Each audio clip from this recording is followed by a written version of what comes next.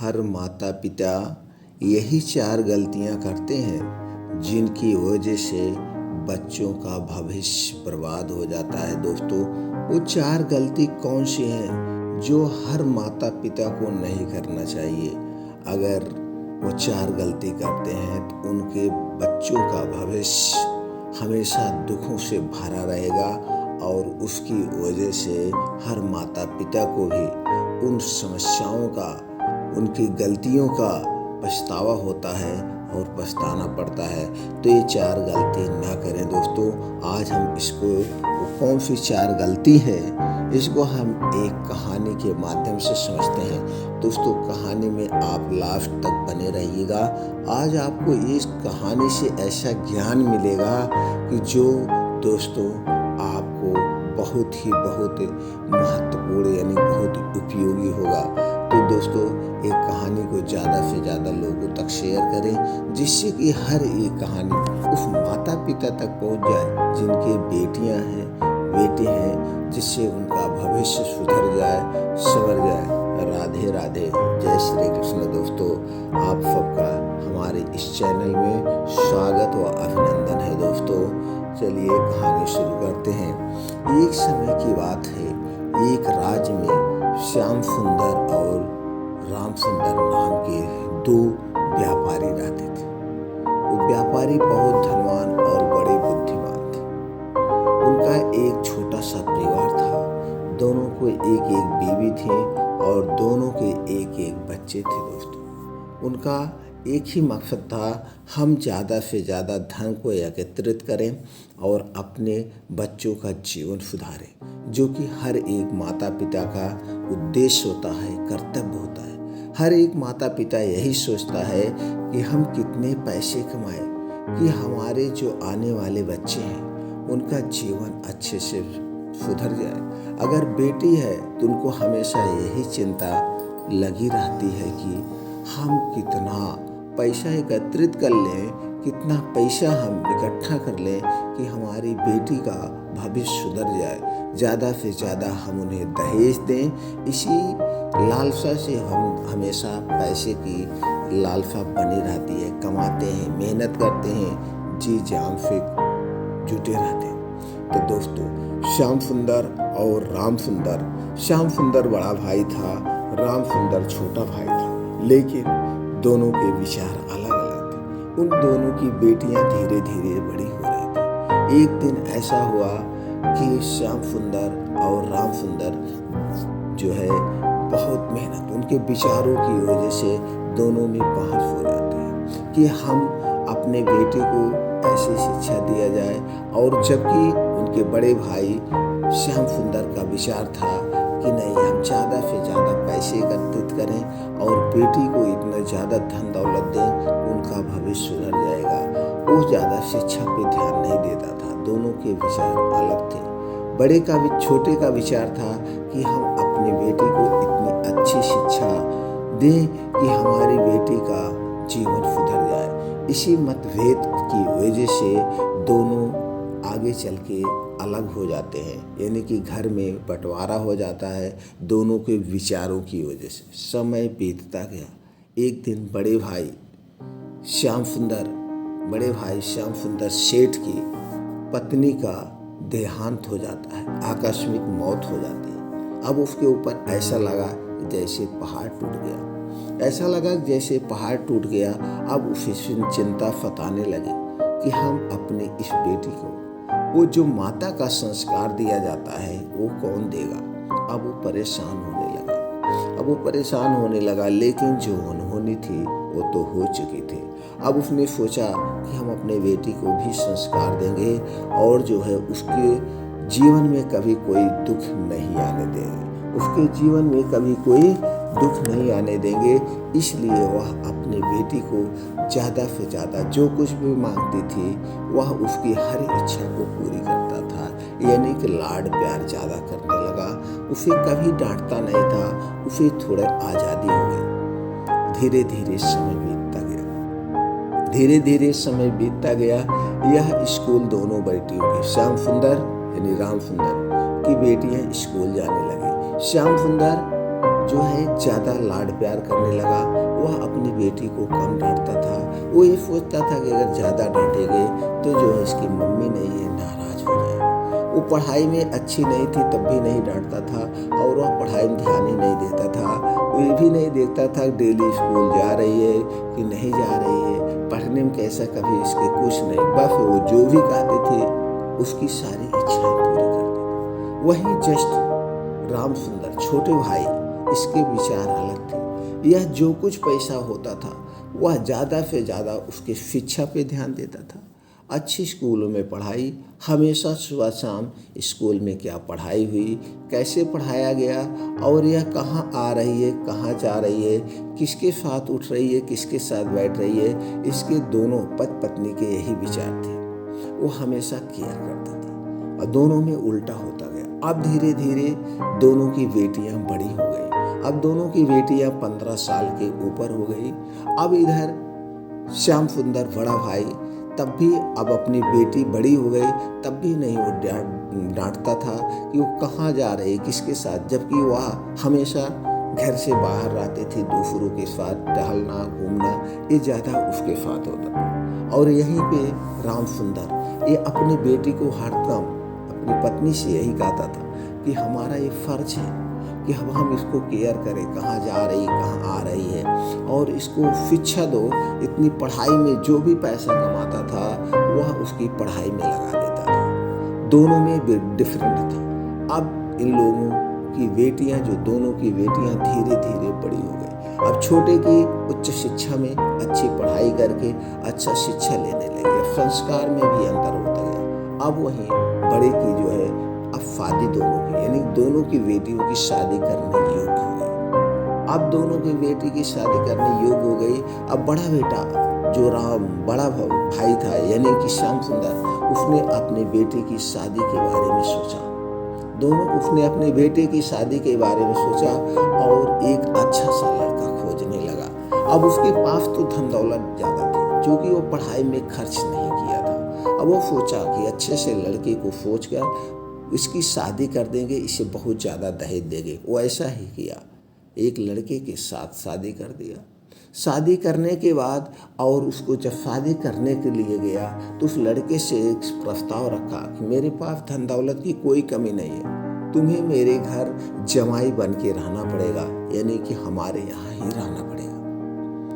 उस लड़का भी बहुत ज़्यादा पढ़ा लिखा नहीं था, उसे भी मंजूर हो गया। चलो ठीक है, हम इनके घर रहेंगे, रहना हमको यहाँ पे है, वहाँ पे भी है, चलो हम यहीं रहेंगे। तो इस सेठ से वो लड़का शादी कर, लड़की की शादी हो जाती है। अब इसका जो है दामाद जिससे इसकी बेटी की शादी हुई, इनके घर जमाई बन के रहने लगा। उसके उल्टा उधर वो जो राम सुंदर था उसने अपनी बेटी के साथ शादी ऐसे पढ़े लिखे शिक्षित परिवार में किया कि मेरी बेटी यहाँ नहीं रहेगी, जबकि इसके पास भी धन दौलत था। इसने अपनी बेटी के अच्छे घरों में शादी की। इसकी बेटी की भी शादी करके अपने ससुराल गई। यह अपने ससुराल रहने लगी। अपने ससुराल में अपने परिवार को इतने अच्छे ढंग से मैनेज करके रखती थी, पढ़ी लिखी थी, मैनेज करके रखती थी, तो घर वाले इससे बहुत खुश रहते थे क्योंकि ये पूरे परिवार को एक साथ पिरोकर रखती थी, एक साथ में रखती थी। अब इधर हम चलते हैं, पहले जान लेते हैं श्याम सुंदर की बेटी की आगे की कहानी। अब यहाँ पे श्याम सुंदर की बेटी की शादी जिससे होते ही लड़के से, वह लड़का यहीं पे रहने लगता है। तो दामाद था यही जमाई बनकर रहा। धीरे धीरे सेठ की उम्र ढलती गई, धीरे धीरे सेठ की उम्र ढलती गई और वह यहीं पे रहता था। जैसे कि सेठ की बेटी पहले भी घमंड में थी, मेरे पिता के पास बहुत ज़्यादा धन दौलत है, इसी धन दौलत की वजह से वो कभी कोई काम नहीं करती थी। उसकी शौक बहुत ज़्यादा थे, उसके दोस्त भी बहुत ज़्यादा बन गए थे क्योंकि इधर उधर हमेशा घूमती रहती थी। बस वो इसी घमंड में अपने पति की कभी इज्जत नहीं करती थी, अपने पति की कभी वो सेवा नहीं करती थी क्योंकि उसको था कि मेरा पति मेरे ही पैसों पर खा रहा है, मेरे पैसों पर वो जिंदा है, मेरे घर रहता था, जिसकी वजह से वह कभी भी उसका सम्मान नहीं करती थी, कभी भी उसके साथ आना जाना कुछ नहीं। वह अपने यार दोस्तों के साथ जैसे पहले थी उसी तरह से शादी के बाद भी रहने लगी। तो दोस्तों, कोई भी पति अपनी पत्नी की इस हरकत से दुखी रहेगा ही। वैसा उसके साथ भी हो रहा था। उसको अपने आप को बेइज्जती महसूस होने लगी, क्योंकि वह भी एक स्वाभिमानी आदमी था। हालांकि सब भी एक स्वाभिमानी आदमी होते हैं। अगर उसके ससुराल में उसकी पत्नी उसकी इज्जत नहीं करेगी तो उसे भी स्वाभिमान। ये बातें वह अपने ससुर से कहती है, यानी कि लड़के से, पिता से कहती है कि अरे हमारे साथ हो रहा है। जबकि उसका पिता भी ये देख रहा है कि मेरी बेटी गलत कर रही है, लेकिन वह कह नहीं सकता था। कहता भी था तो बेटी नहीं मानती थी। बेटी अब बड़ी हो चुकी थी, उसके हाथ से निकल चुकी थी। वह अपने पिता को भी डांट देती थी। अब जो होना था, उसको उसके पति को एहसास हुआ कि नहीं, अब हम और बेइज्जती नहीं सह सकते हैं। वह एक दिन घर छोड़कर चला जाता है। तब इसे कि पिता को, यानी कि लड़की के पिता को एहसास होता। अब वह परेशान हो गया, लेकिन कुछ नहीं कर सकता था। ये कुछ नहीं कर सकता था। अब इसके पास उतनी धन दौलत भी नहीं थी, अब इतने पैसे भी नहीं कमा सकता था। यह अपने आप को मजबूर समझकर कुछ नहीं बोला। वह इधर छोड़कर चला जाता है और इनके यहाँ धीरे धीरे, चूंकि इसकी लत लग चुकी थी कि ज़्यादा उड़ाने का, पैसे बहुत ज़्यादा उड़ाने का, अभी बेकार हो गई। अब धीरे धीरे वो वहाँ से जब छोड़कर इसका आदमी अपने घर चला जाता है, वहाँ जाने के बाद यह अपनी कुछ दिनों के बाद दूसरी शादी कर लेता है। दूसरी शादी करने के बाद बहुत अच्छे से मेहनत करता है।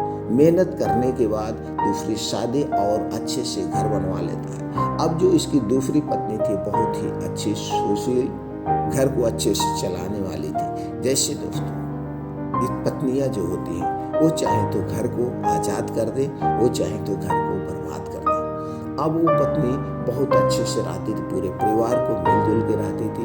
वहाँ वो अपने गांव का बहुत अच्छा व्यापारी बन गया।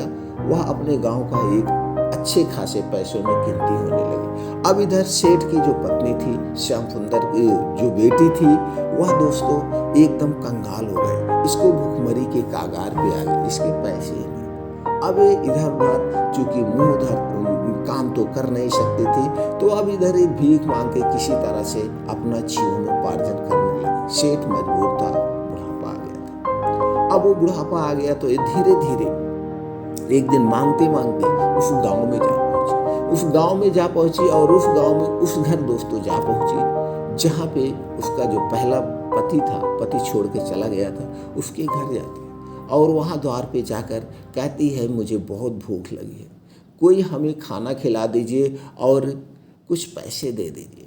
वह उसके घर जाते हैं तो उसके घर के परिवार जो बुजुर्ग बाहर थे कहते हैं बहू जरा आओ देखो कोई कुछ मांगने आया है, क्या कह रहा है इसका सुनो। तो जो इसका पहला पति था उसकी पत्नी बाहर आती है और देखती है कि कोई औरत लाचार भूखी प्यासी देखने में लग रही है, कुछ मांग रही है और उसको देखकर पूछती क्या बात है बहन, क्या चाहिए।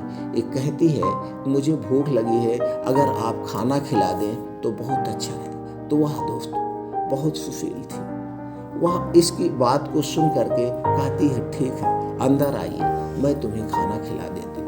वो अंदर ले जाती है। जब खाना खिलाने के लिए बैठती है, देखती तो उधर से अंदर से उसका पति निकलता है, निकल के कहीं जा रहा था तो उसकी निगाह अपनी पहली पत्नी के ऊपर पड़ता है। अपने पहली पत्नी के ऊपर पड़ता हुआ देखता है, दोनों एक दूसरे को देखते रहते हैं। तो एक दूसरे को देखते रहते हैं, तब उसकी पत्नी दूसरी वाली कहती है क्या आप दोनों को जानते हैं।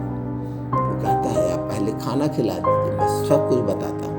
वह खाना खिलाने के बाद वह अपनी पत्नी से कहती है ये हमारी पहली पत्नी है, इसी के साथ हमारी शादी हुई थी। वो सारी घटनाएं बताता है। अब वो चंभित हो जाती है, वह अपने आप पे पछतावा कर रही है, लेकिन उस समय पछताने से क्या होता है। जब चिड़िया चुग गई खेत, अब कुछ नहीं होता है, खाना खिलाती है और धीरे धीरे ऐसे समय बीतता गया दोस्तों। अब इस दिन बुढ़ापा आ गया और समय बीत गया। बुढ़ापा आ गया। ये जो पत्नी है इसकी मृत्यु हो जाती है और ये जाती है यमलोक में। अब वो यमलोक में जाने के बाद दोस्तों वहाँ कर्म के हिसाब से दंड दिए जाते हैं। अगर जो पत्नी अपने पति के साथ धोखा की रहती है, अपने पति को जो है प्रताड़ित की रहती है, तो उसे जो है दोस्तों गरम जलती हुई आग में पहले उसे भूना जाता है। उसके बाद दोस्तों उसे तलवार से काटा जाता है। फिर उसके बाद दोस्तों उसे जो है एक एक टुकड़े को दूसरे को खिलाया जाता है। ये नहीं कि बहुत ज़्यादा प्रताड़ित किया जाता है, वहीं पे दिया जा रहा था। तो समय बीतता गया, उसके पति की भी मौत हो गई, उसकी पत्नी की भी मौत हो गई। ये लोग भी यमलोक गए। जब सब लोग यमलोक गए तो जिसका जैसा दंड था उसी के हिसाब से उसे वहाँ पे यातनाएं दी जा रही थी। अब दोस्तों चलते हैं, हम जानते हैं पहले श्याम सुंदर यानी छोटे भाई की पत्नी के जो अच्छा कर्म। इधर उसकी बेटी जो है अच्छे घर में थी, अपने बहू, सास, ससुर, छोटे छोटे बच्चों को अच्छे से संस्कार देना, ये अच्छे से सबको पिरो के एक परिवार में रखती थी। तो इसकी भी वहाँ पे मृत्यु हो गई, यानी कि पूरा परिवार वहाँ पे यमलोक में इकट्ठा हो जाता। तो वहाँ पे इस चीज का जैसा अब इसका चरित्र अच्छा था तो इसे जो है कोई दंड नहीं दिया गया। इससे पूछा जाता है तुम कहाँ रहना चाहते हो, किस योनि में रहना चाहते हो, तो वहाँ पूछने के हिसाब से सबको पूछा जाता है, उसी हिसाब से दंड दिया जाता है। तो जो हमारे कर्म है, पहले बात तो हम अपने कर्मों के हिसाब से यहाँ पे सजा भोगते हैं। यहाँ पे सजा भुगतने के बाद हमें वहाँ पे भी उसी तरह से वहाँ पे यातनाएं दी जाती है यमलोक में। अब हम ये जानते हैं कि वो माता पिता की गलतियाँ जिसकी वजह से बच्चों का भविष्य बेकार हो जाता है। हर माता पिता जो पहली गलती देते हैं उनकी सोच होती है। पहले हमारी सोच, हर माता पिता की यही सोच होना चाहिए, हम अपने बच्चों को उच्च शिक्षा दें, यानी कि दहेज दें या ना दें,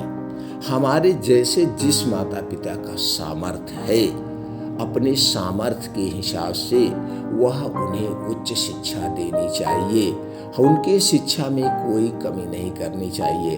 अगर हम उन्हें उच्च शिक्षा देते हैं, जैसे कि वहाँ पे उसकी सोच थी श्याम सुंदर की कि हम ज़्यादा से ज़्यादा धन इकट्ठा करके बेटी को दहेज दे देंगे और उसी दहेज से वो खाएगी पिएगी। लेकिन ऐसा दोस्तों नहीं होता है। किसी का कमाया हुआ इकट्ठा धन अगर बेटा या बेटी नालायक हो जाए तो आपका कितना भी बड़ा बैंक बैलेंस हो, कितना भी रुपयों से भरा हुआ घर हो, अगर उसकी लत, उसकी आदत गड़बड़ है तो पैसा उसके किसी काम का नहीं है, कुछ ही दिनों में खत्म हो जाएगा। अगर वहीं पे हम अपने बच्चों को अच्छी शिक्षा, अच्छे संस्कार देते हैं तो वही शिक्षा, अगर मान लीजिए उसने कुछ नहीं पढ़ाया, वो अनपढ़ गंवार हो गए, उसने धन इकट्ठा किया 10 लाख, 20 लाख, 50 करोड़, और एक आदमी अगर वहीं पे शिक्षा देता है, अपनी बेटी को IAS PCF बना दे, तो जो बेटी IAS PCF बन जाएगी तो जितना बाप उसको कमा के नहीं दिया है उसका कई गुना वो पैसे कमा सकती है। और वो कमा करके ये तो पैसे कमाएगी, वो मान सम्मान कमाएगी। अगर किसी की बेटी अगर IAS आज बन जाती है, PCF बन जाती है, तो उसका बाप का कितना नाम रोशन होगा, भैया फला की बेटी है IAS है, और उसको भी लोग कहेंगे वो बेटी जो है वो IAS जो है उसके फला पिता है। यानी कि इतना नाम ससुराल और मायका दोनों नाम होगा और जिंदगी तक नाम होगा। और जो उसकी पीढ़ी आने वाली आएगी वो पीढ़ी भी उसी शिक्षित परिवार होगी, और जो है वहाँ पैसे की कोई कमी नहीं होगी। और जो शिक्षित परिवार होता है उस घर में शिक्षा की वजह से कभी कोई लड़ाई झगड़े नहीं होते, कभी कोई ऐसी परिस्थिति नहीं होती कि मारपीट काट हो जाए। तो इसलिए राम सुंदर ने सारा पैसा अपने बेटी को उच्च शिक्षा में लगाया, जिससे उसका परिवार अच्छे से हो गया। वहीं पे श्याम सुंदर पैसे इकट्ठा करके अपने बेटी को दिया, लाड प्यार दिया, तो जिसकी वजह से उसका जो है भविष्य बेकार। और तीसरी बात जो होनी चाहिए, पारिवारिक संस्कार। पारिवारिक संस्कार बहुत मायने रखता है। जब हम जान लें कि हमारी बेटी कुछ बड़ी हो गई, समझदार हो गई है, तो उससे हम पारिवारिक शिक्षा, हमको परिवार के साथ कैसे रहना है। जब तुम्हारी शादी हो जाएगी तुम आप अपने माता पिता को कैसे रखोगे, माता पिता के साथ कैसे व्यवहार करना है, उसके घर में जो छोटे छोटे बच्चे हैं उनके साथ कैसे व्यवहार करना है, अपने पति के साथ कैसे रहना है, पतिव्रता क्या होता है, पत्नी का पति के प्रति कर्तव्य क्या होता है। इस संस्कार हमारा हर माता पिता का कर्तव्य है। उस बच्चों के अंदर विरोध है, बच्चों के अंदर भर दे। और तीसरी जो गलती करते हैं, 12 साल के बाद जब आप जान लो मेरी बेटी 12 साल की हो गई, तो उसकी हर एक कदम पे आपको ध्यान देना होगा। कहाँ जा रही है, किसके साथ उठ रही है, किसके साथ बैठ रही है। और ये जो पारिवारिक प्यार है, लोग दूसरे के साथ गर्लफ्रेंड बॉयफ्रेंड बनाते हैं, तो हर माता पिता का फर्ज होता है उन्हें दें कि अफला प्यार जब शादी होगी, जो आपका पति होगा उसके साथ चाहे उठिए, चाहे घूमिए, चाहे बैठिए, इस संस्कार देना होगा। लाड प्यार सिर्फ खाने का दीजिए, न कि घूमने का, किसी के साथ आने का जाने का। हर एक माता पिता इन निगरानी रखनी चाहिए अपनी बेटियों के। कहाँ उसकी बेटी आ रही है, कहाँ जा रही है, किसके साथ उठ रही है, रात को कब घर वापस आ रही है, स्कूल कितने बजे का टाइम है, स्कूल कॉलेज बंद हो गया तो कितने बजे बेटी घर आ जाना चाहिए। ये सारी चीज़ें देखना होगा। आज के माहौल के हिसाब से इसको और देखना होगा। अगर वो बाहर रह रही है तो किसके साथ जा रही है, उसके दोस्त का, जो भी उसी फीमेल में, यानी जो भी लड़की उसकी फ्रेंड्स है, उसका नंबर भी होना चाहिए। लेट हो जाए तो तुरंत बात करिए। और अगर लेट हो रहा है, किसके साथ घूमने गई है, तो डांटना नहीं है, वहाँ पूछिए और उस समय की परिस्थिति बताइए कि बेटा आज के ज़माने में किसी के ऊपर विश्वास नहीं करना चाहिए। अगर तुम देर रात किसी लड़के से साथ घूम रही हो, टहल रही हो, तो उसके दुष्परिणाम हो सकते हैं। आप अपने अनुभव से शेयर करो, उसको पहले ही आगाह कर दो, ये गलती करने पर इसका परिणाम ये भोगना हो सकता है। जैसे हमने अपने इस उम्र में देखा है, सुना है, ऐसे हमारे समाज में घटनाएं घट रही है, ये बताना बहुत ज़्यादा जरूरी होता है। तो दोस्तों ये चीज़ जरूर बताएं, हमेशा केयर रखें, लाड प्यार दें, लेकिन ये ज़्यादा प्यार न दें कि वो उससे पूरी आज़ादी हो जाए। और चौथी जो गलती लोग करते हैं, शादी के बाद ससुराल में कैसे रहना है, माता पिता के साथ कैसे रहना है, आपको कैसे अपना जीवन आगे चलाना है, जो आपके बच्चे होंगे उनको कैसे देखना है, ये सारी शिक्षाएं हर माता पिता को देनी चाहिए। जो आप अपने जीवन में गलतियां सीखे हो, उस गलती को उसे पहले ही बता दो, नहीं तो वो गलती वो सीखेगी, लेकिन वो गलती करके सीखेगी जब उसका भविष्य बेकार हो जाएगा। तो इसलिए हर माता पिता के परम कर्तव्य है ये सारी चीज़ें अपने जीवन में जो सीखें, एक गुण उनमें डाल देना चाहिए, जिससे बच्चों में कभी अवगुण ना हो। तो दोस्तों ये अगर छोटी चार का जानकारी, इसी चारों जानकारी में बेटियों का भविष्य सिमटा हुआ है, तो ये 4 गुण जरूर अपनी बेटी को दे देंगे तो उनका जीवन हमेशा खुशियों से भरा रहेगा, उनके जीवन में कभी कोई कष्ट ही नहीं आएगा। तो दोस्तों उम्मीद करते हैं कि जानकारी आपको अच्छी लगी होगी। अगर ये जानकारी आपको अच्छी लगे तो दोस्तों अपने यार दोस्तों या जितने जानने वाले हैं जिनके पास बेटियां हैं, ये जानकारी जरूर शेयर कर दीजिए तो दोस्तों, जिससे उन्हें भी कुछ नॉलेज मिल जाए।